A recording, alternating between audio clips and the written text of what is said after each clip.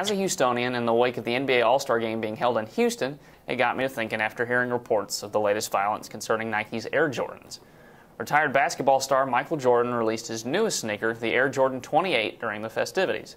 It would be awesome for people who love the latest basketball shoes, if it wasn't for the fact a few individuals take the phrase, "I would kill for one of those," literally.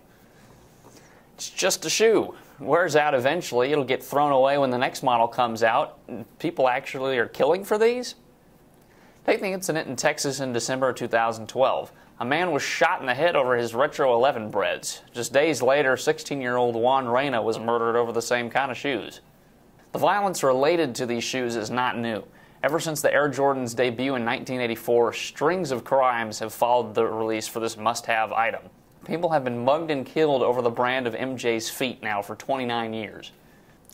Each time a new Air Jordan is released, there's always some type of ensuing frenzy. The shoe is popular with collectors as well as your average basketball fan, and long lines are usually the consequence when Nike puts out its latest version.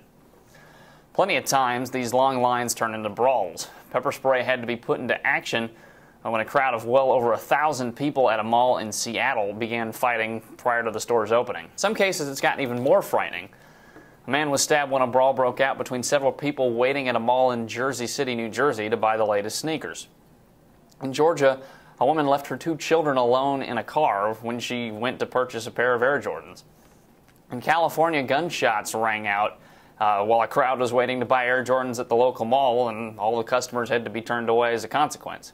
This is just 3 of hundreds of incidents circling around these famous shoes. One problem is the amount of shoes Nike produces. They limit the amount of Air Jordans made per model, giving the sneaker a higher demand in an already high-demand category. For collectors, this is a bonus. Whatever shoes they buy will have a high value and relatively maintain that worth for its existence. However, with such a large demand for the shoe, people are willing to put more into risk when trying to get one, thus creating these wild frenzies.